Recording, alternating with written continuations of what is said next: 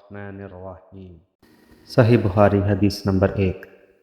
آپ صلی اللہ علیہ وآلہ وسلم فرما رہے تھے کہ تمام اعمال کا دار و مدار نیت پر ہے، اور ہر عمل کا نتیجہ ہر انسان کو اس کی نیت کے مطابق ہی ملے گا۔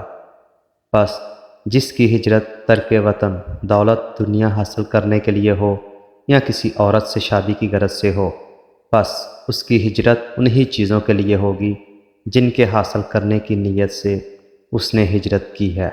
صحیح بخاری حدیث نمبر 2۔ ایک شخص حارث بن ہشام نامی نے حضرت محمد صلی اللہ علیہ وآلہ وسلم سے سوال کیا تھا کہ حضور، آپ پر وحی کیسے نازل ہوتی ہے؟ آپ صلی اللہ علیہ وآلہ وسلم نے فرمایا کہ وحی نازل ہوتے وقت کبھی مجھ کو گھنٹی کی سی آواز محسوس ہوتی ہے، اور وحی کی یہ کیفیت مجھ پر بہت شاق گزرتی ہے۔ جب یہ کیفیت ختم ہوتی ہے تو میرے دل و دماغ پر اس فرشتے کے ذریعے نازل شدہ وحی محفوظ ہو جاتی ہے۔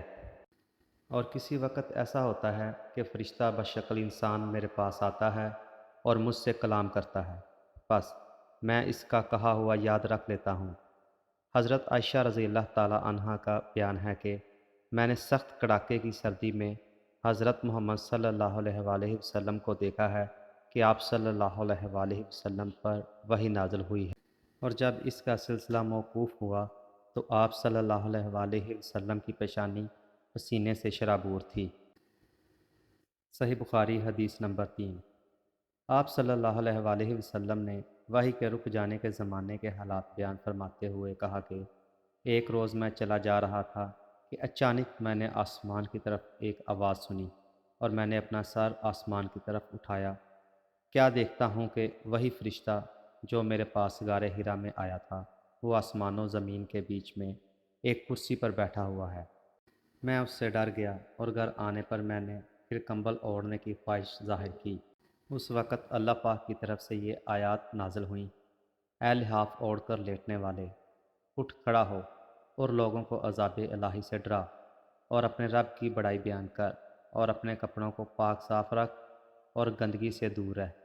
اس کے بعد وہی تیزی کے ساتھ پے در پہ آنے لگی۔ صحیح بخاری حدیث نمبر 4۔ رسول اللہ صلی اللہ علیہ وآلہ وسلم سب لوگوں سے زیادہ جواد یعنی سخی تھے، اور رمضان میں دوسرے اوقات کے مقابلے میں جب جبرائیل آپ صلی اللہ علیہ وآلہ وسلم سے ملتے بہت ہی زیادہ جود و کرم فرماتے۔ جبرائیل علیہ السلام رمضان کی ہر رات میں آپ صلی اللہ علیہ وآلہ وسلم سے ملاقات کرتے اور آپ صلی اللہ علیہ وسلم کے ساتھ قرآن کا دورہ کرتے۔